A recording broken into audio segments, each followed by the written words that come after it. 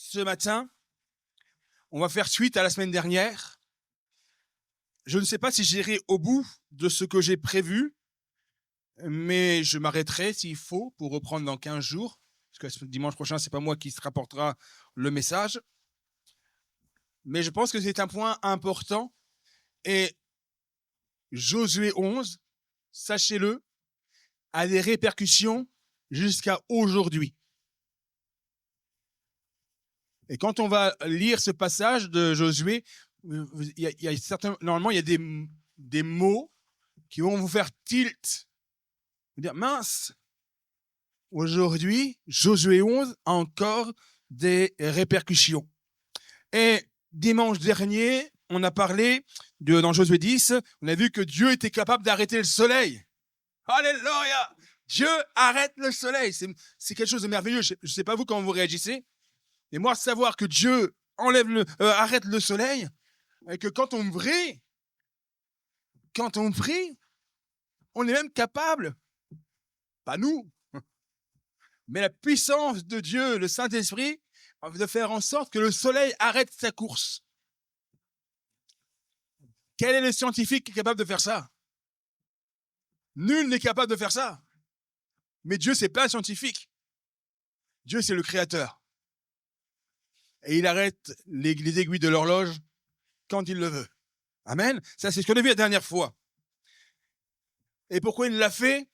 Eh bien, pour transformer nos erreurs en un tremplin vers la gloire, jusqu'à l'extermination complète de tout l'ennemi. Au départ, c'est une erreur, l'histoire des Gabaonites. Mais Dieu va s'en servir pour manifester sa gloire. C'est la victoire de l'exceptionnel. Amen. On aimerait nous vivre que de l'exceptionnel. On aimerait que notre vie ne soit que de l'exceptionnel. Alors on dirait que notre vie, elle est exceptionnelle. Alors dites-moi ce matin, qui d'entre nous a une vie exceptionnelle? Exception, ça veut dire quoi? Exceptionnel, c'est une exception. C'est-à-dire que l'exception, c'est pas comme le français, l'exception qui confirme la règle. Parce qu'en français, c'est compliqué. Parce qu'on sait qu'au féminin, on met un E. D'accord? Mais la foi, c'est sans E. Par contre, au masculin, on met pas de E. Mais le foi, c'est un E. Au pluriel, on met un S. Mais une fois, il y a un S. C'est l'exception qui confirme la règle. C'est-à-dire que c'est quelque chose qui n'arrive pas tout le temps. Et je voudrais nous mettre en garde contre ça. Croire que l'exceptionnel, c'est la règle.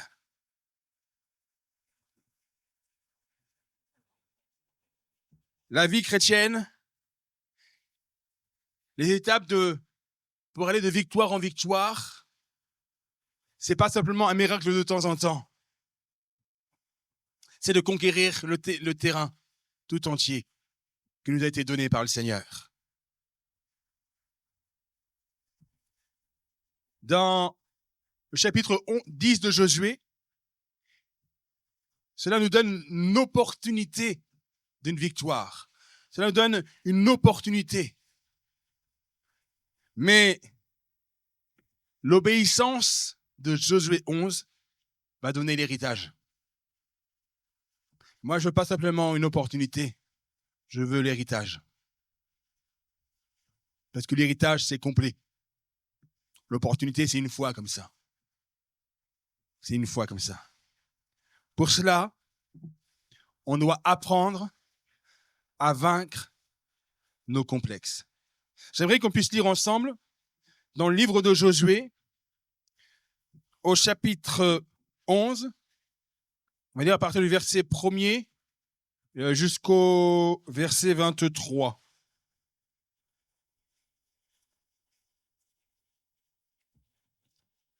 À la nouvelle de ces événements, Jabin, le roi de Hatzor, envoya des messagers à Jobab, le roi de Madon, au roi de Shimron, au roi d'Achaf, au roi qui se trouvait au nord dans la montagne, dans la plaine au sud de Génézareth, dans la vallée et sur les hauteurs de Dor à l'ouest. Il en envoya aussi aux Cananéens de l'est et de l'ouest, aux Amoréens, aux Hittites, aux Phérésiens, aux Jébusiens dans la montagne, aux Éviens au pied de l'Hermon, dans le pays de Mitsa. Ils sortirent avec toutes leurs troupes. Ils formaient un peuple innombrable, comme le sable qui est au bord de la mer, et avaient des chevaux et des chars en très grande quantité. Tous ces rois fixèrent un rendez-vous et vinrent ensemble installer leur camp près des eaux de Mérom pour combattre contre Israël. L'Éternel dit à Josué, n'aie pas peur d'eux, car demain, à ce moment-ci, je les livrerai tous, blessés à mort, à Israël. Tu mutileras les jarrets de leurs chevaux et tu brûleras leurs chars. Josué arriva par surprise sur eux avec tous ses hommes de guerre près des eaux de Mérom et ils se précipitèrent au milieu d'eux. L'Éternel les livra entre les mains d'Israël. Ils les battirent et les poursuivirent jusqu'à Sidon la Grande, jusqu'à Mishrephoth Maïm et jusqu'à la vallée de Mitsa vers l'est. Ils les battirent sans laisser un seul survivant. C'est bien, vous dites pas amen. C'est bien, parce que c'est compliqué. Josué les traita comme l'Éternel le lui avait dit. Il mutila les jarrets de leurs chevaux et il brûla leurs chars. À la même époque, sur le chemin de retour, Josué s'empara de Hatsor et frappa son roi avec l'épée. Hatsor était autrefois la principale ville de tous ces royaumes. On frappa du tranchant de l'épée et l'on examina tous ceux qui s'y trouvaient. Il ne resta rien de ce qui est respiré et l'on mit le feu à Hatsor. Josué s'empara aussi de toutes les villes, de tous ses rois et de tous leurs rois. Il les frappa du tranchant de l'épée et les voit à la destruction, comme l'avait ordonné Moïse, le serviteur de l'Éternel. Toutefois, Israël ne brûla aucune des villes situées dans les collines, à l'exception seulement de Hatsor, qui fit brûler par Josué. Les Israélites gardèrent pour eux tous les butins de ces villes et le bétail, mais ils frappèrent du tranchant de l'épée tous les hommes jusqu'à leur complète extermination, sans rien laisser de ce qui respirait. Il a dit 2 fois au cas où on n'ait pas compris. Josué se conforma aux ordres donnés par l'Éternel et son serviteur Moïse et par ce dernier à lui-même. Il ne négligea rien de tout ce que l'Éternel avait ordonné à Moïse. C'est ainsi que Josué s'empara de tout ce pays, de la montagne, de tout le Negev, de toute la région de Gozen, de la vallée, de la plaine, de la montagne d'Israël et de ses vallées. Excusez-moi. Depuis la montagne Pelée, c'est pas la Martinique, c'est pas la même. Depuis la montagne Pelée qui s'élève vers Séhir jusqu'à Baal-Gad dans la vallée du Liban, au pied du mont Hermon, il s'empara de tous leurs rois, les frappa et les fit mourir. La guerre que Josué mena contre tous ces rois fut de longue durée. Aucune ville ne fit la paix avec les Israélites, à l'exception de Gabaon, qui était habité par les Éviens. Ils les prirent toutes en combattant. En effet, l'Éternel permit que ces peuples s'obstinent à faire la guerre contre Israël, afin qu'Israël les extermine sans leur faire grâce et qu'il les détruise comme il l'avait lui-même ordonné à Moïse. À la même époque, Josué alla examiner les Anakim des montagnes d'Hébron, de Débir, d'Anab, de toutes les régions montagneuses de Juda, Israël. Josué les voit à la destruction avec leur ville. Il ne resta pas d'Anakim dans le pays des Israélites. Il n'en resta qu'à Gaza, Gath, Ashdod. Retenez bien ces mots. Parce qu'aujourd'hui, ça doit faire un tilt dans votre esprit, là. Josué s'empara donc de tout le pays, conformément à tout ce qu'Éternel avait dit à Moïse. Il le donna en héritage à Israël, à chacun sa portion, d'après leur tribu. Puis, le pays fut en paix, sans guerre. Amen. C'est fou, hein? Les conséquences de nos choix. On le verra ça aujourd'hui. pour gagner ce pays, tout au long de ce récit, nous apercevons que Israël a fait face non seulement à des rois, comprenez, il y en avait un certain nombre, mais il a fait aussi face à, je dirais, 4 complexes. 4 complexes que nous connaissons bien aussi ici à Castelnaudary de nos jours aussi. Des complexes qui peuvent être les nôtres aussi et qu'ils ont dû combattre pour remporter des victoires. Nous devons apprendre à vaincre nos complexes. Le premier complexe, c'est le complexe du nombre. Le verset 4 nous dit « L'ennemi était nombreux comme le sable ». Quand nous, on se compare en nombre, notamment ce matin, au nombre d'habitants à Castelnaudary et ses alentours, jusqu'à Carcassonne, qui est nombreux comme le sable, eux ou nous? Eux. Et on peut se dire avec ce complexe, mais on est tellement peu, qu'est-ce qu'on va bien pouvoir faire? Nous ne sommes pas assez nombreux. Il faut que le Seigneur envoie d'autres. Sauf que le Seigneur il nous a dit, lui, d'aller. Ça pose problème. Dans l'évangile de Luc, au chapitre 12, et au verset 32, Jésus dit, n'aie pas peur, petit troupeau, car votre Père a trouvé bon de vous donner le royaume. Il ne parle pas à Israël, il parle à l'Église. N'aie pas peur, petit troupeau. C'est le Père qui a trouvé bon de vous donner le royaume. Et aussi petits que nous sommes, nous devons combattre ce complexe du nombre, ce complexe d'infériorité numérique en disant mais on n'est pas assez nombreux parce que le Seigneur Jésus, avec 5 pains et 2 poissons, il nourrit des milliers de personnes. Et nous sommes plus que 5 et 2. Alors le Seigneur veut bénir l'œuvre de Castelnaudary parce qu'en bénissant l'œuvre de Castelnaudary, il veut bénir aussi la ville de Castelnaudary. Amen. Ne nous laissons pas complexer par cela. L'héritage ne dépend pas de la quantité de personnes. Mais notre héritage dépend de la volonté de Dieu. Dieu a trouvé bon.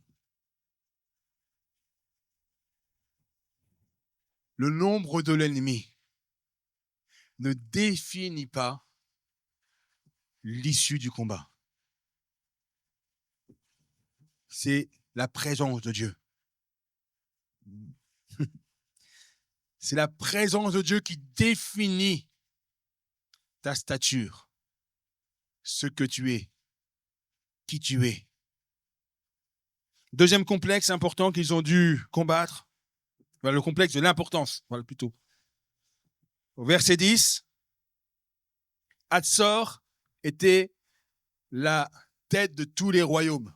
C'était la plus grande. C'était ce qu'il y avait de plus important, Hatzor.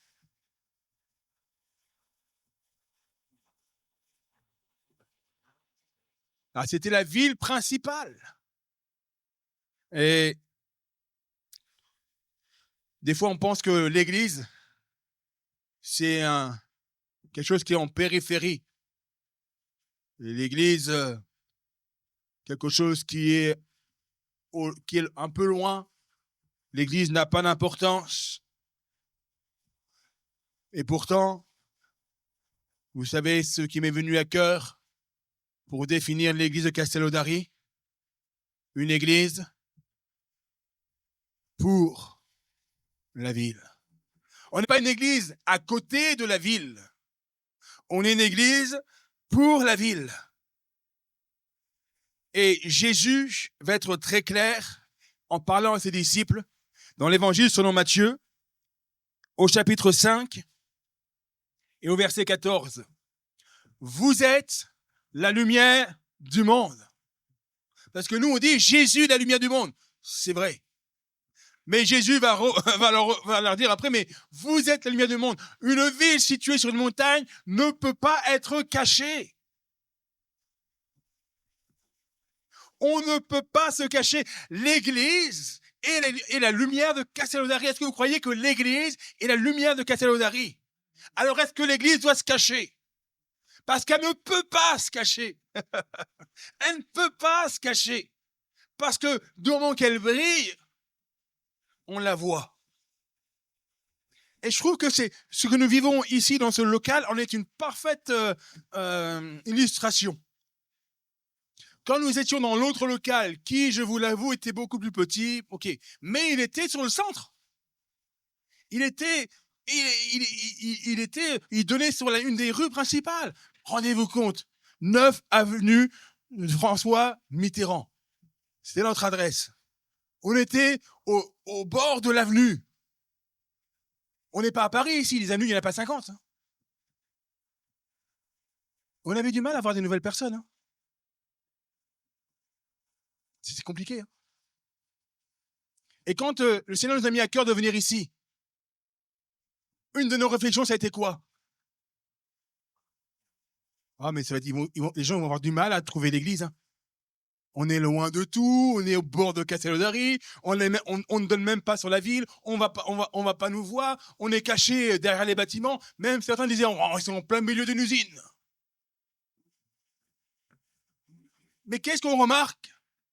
On n'a jamais eu autant de nouvelles personnes. Pourquoi? Parce qu'une église, parce qu'elle brille, on ne peut pas la cacher. On a voulu se cacher dans une usine. Mais on ne peut pas se cacher parce qu'on brille. Et nous devons prendre cela en compte. L'église, ce n'est pas une option pour la ville. L'église, c'est la solution de la ville. Amen. L'église ici n'est pas une option pour Castelnaudary. Notre église, c'est la solution pour la ville. Les hommes peuvent trouver et chercher beaucoup de solutions. Nous savons que la seule solution qui vaille, c'est Dieu. Et cette solution, nous l'avons. Cette solution, nous voulons la partager. Le troisième complexe que j'aimerais voir avec vous, c'est le complexe de la puissance, qu'on voit au verset 21. Il y avait quoi là-bas? Il y avait ce que Josué, Caleb et les autres avaient déjà vu. Il y avait des Anakim. Alors, c'est pas Anakin. Anakin, c'est pas pareil que Anakim. Anakin, c'est dans Star Wars. C'est Skywalker. Là, c'est Anakim. Les Anakim, c'était quoi? Des géants. Est-ce que Josué était surpris de voir des géants? Oui, il les avait déjà vus, lui. Il savait qu'il y aurait des géants. Et les géants, on va en rencontrer. Dans ta vie, tu vas rencontrer des géants. Des difficultés géantes, des problèmes géants, de l'opposition géante, des forteresses spirituelles qui nous semblent impossibles à déloger sur cette ville de Castelnaudary.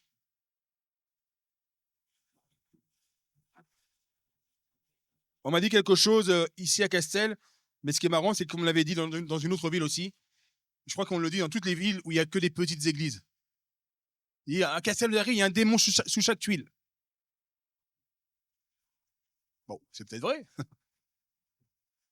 Mais on me l'avait déjà dit, moi, quand j'étais à Saint-Chamond. On me l'avait dit à plein d'autres endroits. Oh, c'est peut-être vrai, hein. Il peut y avoir des myriades. Mais que nous dit la parole de Dieu? Même face à cette réalité, dans la première épître de Jean, au chapitre 4, au verset 4. Première épître de Jean, chapitre 4, verset 4. Vous, petits enfants, vous êtes de Dieu et vous avez vaincu ces prétendus prophètes parce que celui qui est en vous est plus grand que celui qui est dans le monde.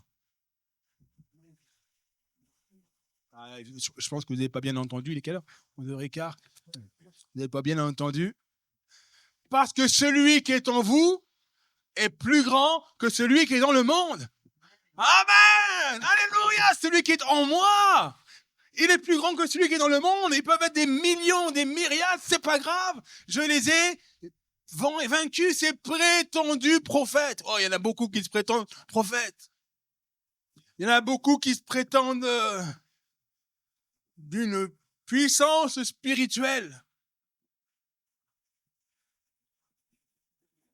Mais moi, je sais, je suis peut-être pas un grand prophète. Je suis pas un grand pasteur. Je suis pas un grand chrétien. Je préfère qu'on m'appelle petit enfant. Mais je sais que celui qui est en moi est plus grand. Il n'est pas simplement grand. Hein. Mon Dieu n'est pas seulement grand. Il est plus grand. Tu peux mettre n'importe qui devant lui, il est plus grand. Tu peux même le monter sur une échelle, il sera toujours, mon Dieu sera toujours plus grand. Amen. Celui qui est en moi est plus grand. Et quelle que soit ta situation, sache que tu n'as pas à garder ce complexe. C'est un géant. Non, celui qui est en toi est plus grand.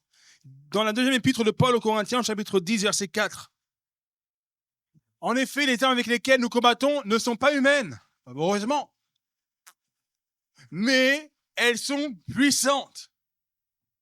Elles ne sont pas humaines, mais elles sont puissantes. Grâce à Dieu pour renverser des forteresses. Alléluia. Quelles sont les forteresses qui existent dans ta vie? Ces choses que tu n'arrives pas à abattre. Que tu essaies par toutes tes forces. Parce que peut-être que tu as fait le Dry January. Le mois sans alcool. Et tu penses que parce que tu as fait un mois sans alcool, c'est bon maintenant. T'es délivré. Ça, c'est une arme humaine. Alors, je bénis le Seigneur si ça t'aide, hein, vraiment. Peut-être que tu as fait le mois sans tabac.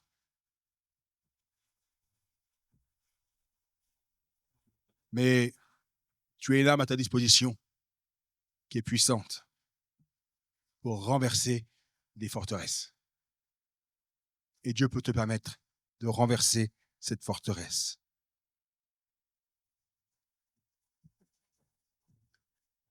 Un géant n'est qu'un grand obstacle que pour celui qui regarde la terre.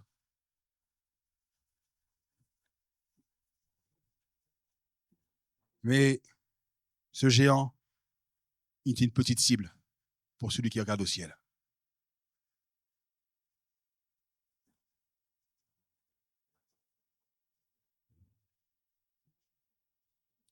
Je vous répète. Un géant est un grand obstacle que pour celui qui regarde la terre. Et le géant devient une petite cible pour celui qui regarde au ciel.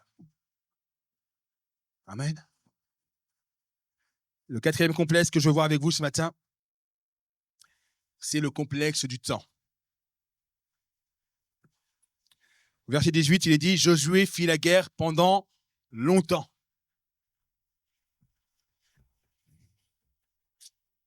Je vous annonce quelque chose ce matin. Le micro-ondes spirituel n'existe pas.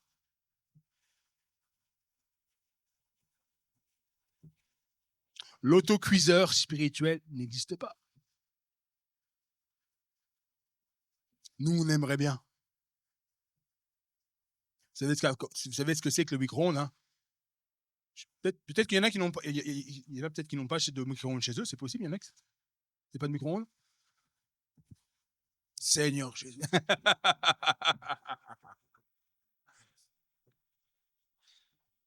Le micro-ondes, ça a quoi comme avantage? Ça va vite. Vous avez une assiette à faire chauffer, pas besoin de sortir la casserole, d'allumer le feu, machin, de remuer. Vous prenez votre assiette, vous la mettez dans le micro-ondes, vous appuyez sur un bouton, bing, c'est parti. Vous revenez, ça s'est arrêté tout seul, c'est chaud. Vous commencez à manger, chaud. Arrivé à moitié du plat, c'est vrai. Finalement, on ne gagne pas beaucoup de temps, il faut remettre au micro-ondes. Et nous, on aimerait bien que spirituellement, on ait un micro-ondes. Ça ne dure pas très longtemps. Mais Josué va faire la guerre longtemps. La vie chrétienne n'est pas un sprint. La vie chrétienne, on est plus sur une course de fond. On est plus sur un marathon. On est plus sur un 10 000 que sur un 100 mètres.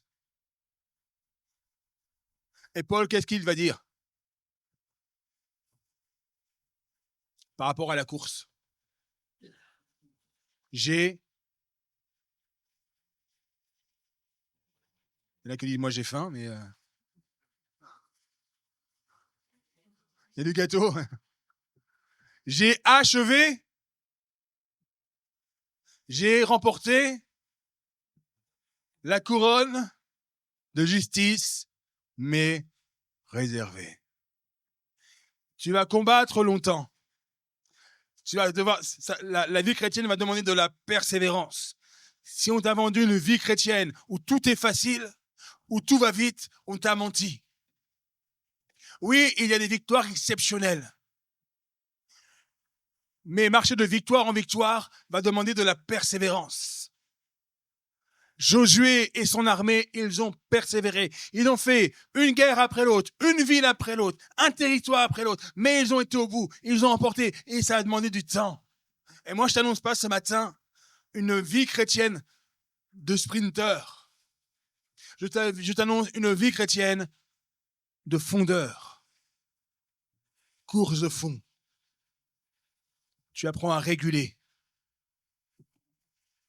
ta course pour ne pas t'essouffler trop rapidement et pour pas non plus prendre de retard par rapport aux objectifs. Tout le temps.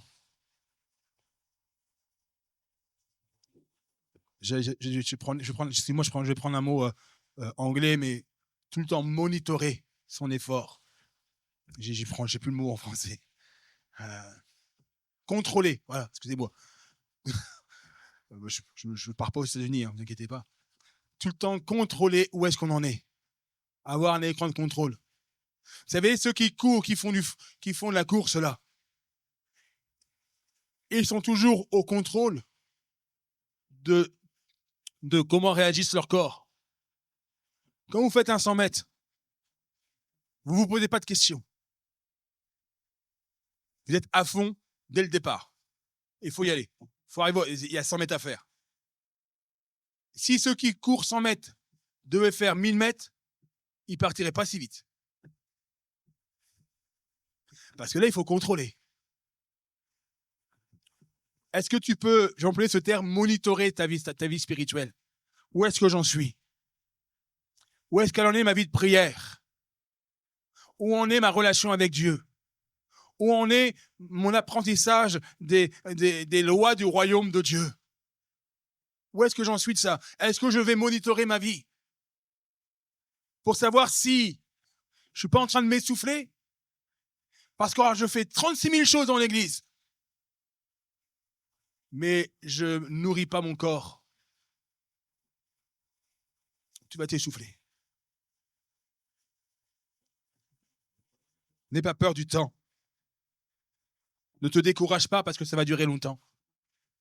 Ne te décourage pas en te disant cette épreuve va être longue parce que Dieu est avec toi.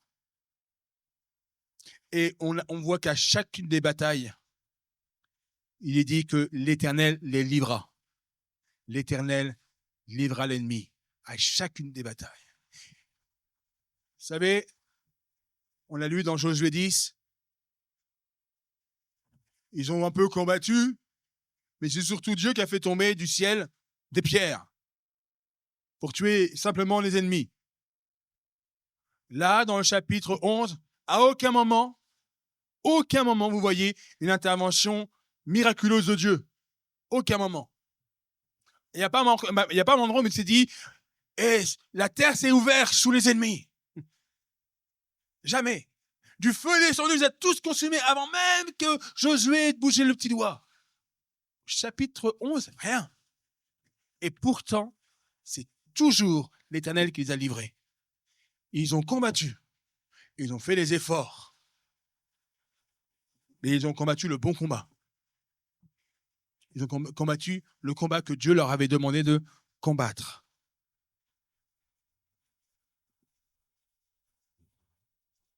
Juste prendre un point 2 parce qu'il n'est pas très long. Et je garderai le point 3 pour la semaine dans 15 jours. Quel a été le secret de la victoire? On aime bien ça. On aime bien nous connaître les secrets. Il y a des gens, ils aiment écrire des livres. Le secret pour gagner 1 million. Vous savez ce que c'est que le secret pour gagner 1 million? C'est d'écrire un livre qui en parle et de le vendre. Que tout le monde l'achète. Et du coup, tu deviens millionnaire. C'est un secret pour devenir millionnaire. On aime bien nous connaître les secrets. Quel est le secret de votre longévité? Et là, chaque personne a une réponse différente. Moi, j'aime bien, c'est ceux qui disent « Oh, c'est de boire un verre de vin tous les jours. » T'as le médecin qui est à côté qui se bouche les oreilles. Quel est le secret de la victoire? Une obéissance intégrale. Obéissance intégrale. Dans Josué chapitre 11, verset 15, le texte dit « Josué exécuta tout. Il n'omit rien. » Et ça, c'est la dimension de la Pentecôte. C'est là que ça prend tout son sens, la Pentecôte. Le Saint-Esprit nous donne la force d'obéir là où la chair nous dit d'abandonner. Actes chapitre 1er, verset 8. Mais vous recevrez une puissance, le Saint-Esprit survenant sur vous, ou viendra sur vous. Une obéissance stricte. Dieu n'a pas eu besoin de génie militaire, de génie militaire. Dieu n'a pas eu besoin de Napoléon. Dieu n'a pas eu besoin de personne de la personne, je ne sais plus comment il s'appelle, qui a écrit l'art de la guerre. Lao Tzu. Ah, il te surprendra toujours, hein, Thierry. Il en connaît des choses. Je peux te dire qu'il en connaît des choses. Dieu ne cherche pas, mais il cherche des cœurs qui s'alignent sur sa volonté. Parce que c'est quand ton cœur est aligné sur la volonté de Dieu, quand ton cœur est aligné animé par le Saint-Esprit, est animé avec l'Esprit de Dieu, c'est là que tu remportes les victoires. Lorsque tu obéis strictement à sa parole. Et le deuxième point, c'est l'extermination de l'ennemi. Ça, c'est des passages qui sont durs à lire dans l'Ancien Testament. Ces passages où il est écrit qu'ils ont tous fait passer par le fil de l'épée. Qu'ils ont tué tous les hommes pour tous les exterminer. C'est des passages qui ne sont pas faciles. Nous, on dit... après, dans le Nouveau Testament, tu nous demandes de tendre l'autre joue. Mais là, on parle d'un peuple. On parle d'une nation terrestre. On ne parle pas d'un peuple spirituel. C'est pour ça que les choses sont différentes. Mais spirituellement, ça a une connotation et ça a un sens. Ça signifie qu'on ne doit laisser aucune place au péché dans nos vies. Exterminer jusqu'au dernier, ne rien omettre, c'est dire je ne veux laisser aucune place. Et quand je vois qu'un péché prend à une place, quand le Saint-Esprit me révèle cette chose, je ne veux pas dire bon, je lui laisse encore un peu de temps. Parce qu'on verra la semaine prochaine que ça a des conséquences.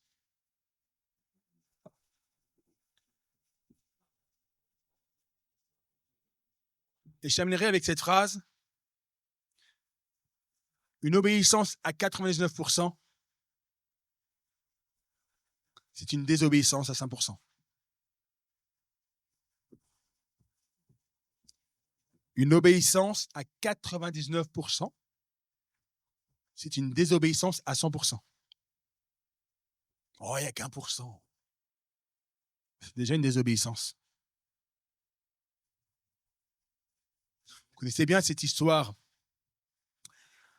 avec Abraham et sa femme, qui était fort belle, qui était extrêmement belle, un peu comme la mienne.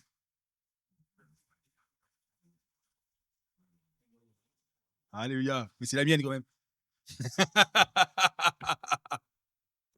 Ouais, parce que merci, parce que tu as dit Amen, Jean-Luc, il n'y en a pas un qui a dit Amen.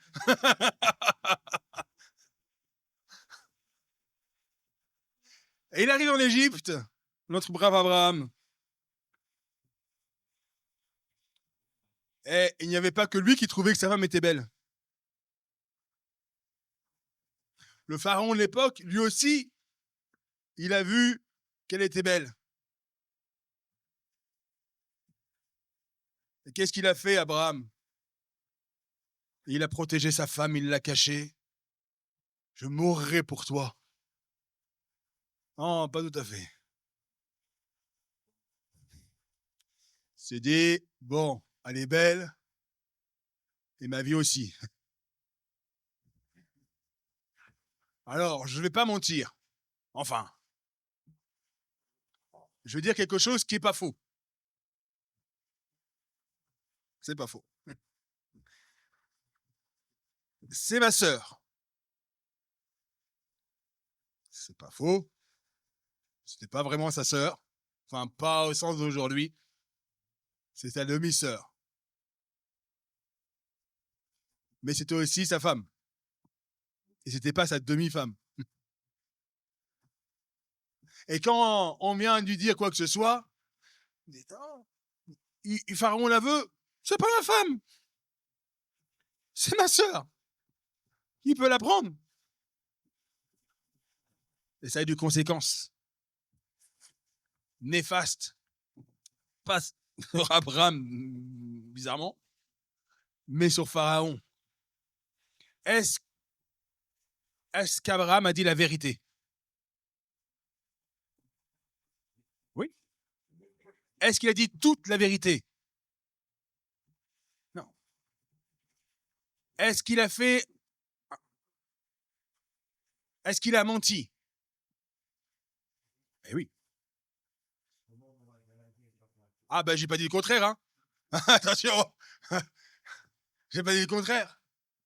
Mais est-ce que Dieu a dit, bon, c'est qu'un demi-mensonge, je vais rien dire? C'est un mensonge quand même. Et Dieu va intervenir en fonction de cela. 99% de vrai. Oui, mais il y a 1% qui est faux.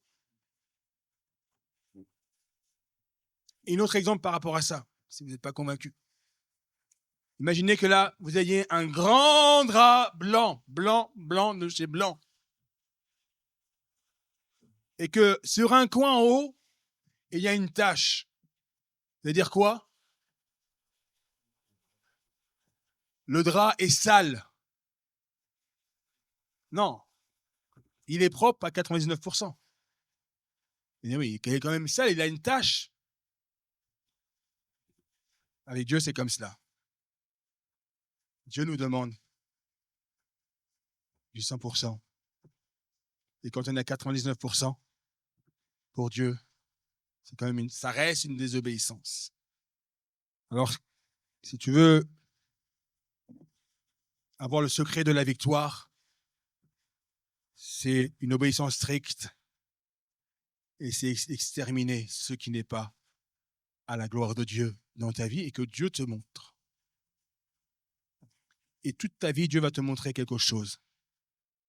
Parce que tu ne vas pas devenir parfait. Surtout pas du jour au lendemain. Et Dieu va te montrer des choses. Et quand Dieu te montre quelque chose, ça va durer toute ta vie, hein, mais prends la victoire. Ceci te montre la chose, c'est qu'il te la livre entre tes mains. Il te la livre entre tes mains. Dieu t'a montré que telle chose dans ta vie, c'est un péché. Il ne te l'a pas dit simplement pour, un, te culpabiliser, ou deux, dire, maintenant tu vas vivre avec. Il te le montre pour te dire, tu vois ça, c'est un péché. C'est une ville, c'est une forteresse. Mais je l'ai livré entre tes mains. Tout le pays est à toi. Mais on va y aller ville par ville. Nous sommes des saints. Amen.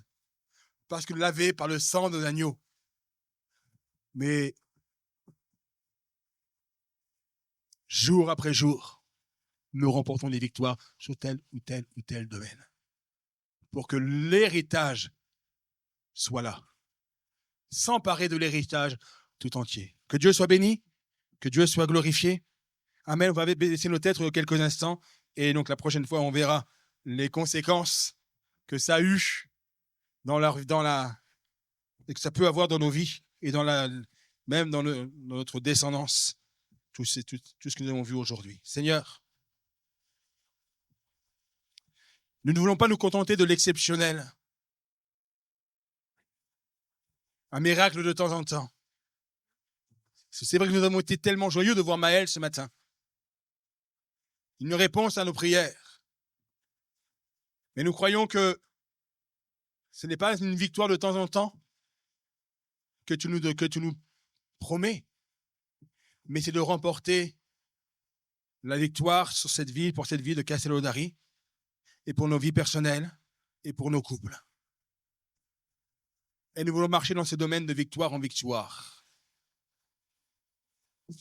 Seigneur, aide-nous à nous débarrasser de ces complexes qui pourraient nous freiner dans la conquête, et apprends-nous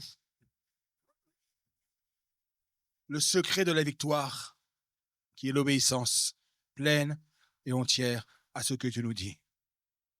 Et ta parole est claire par rapport au péché, d'enlever même les racines d'amertume, afin que nous puissions glorifier ton nom. Que ton nom soit glorifié, que ton nom soit béni, au nom du Seigneur Jésus. Amen.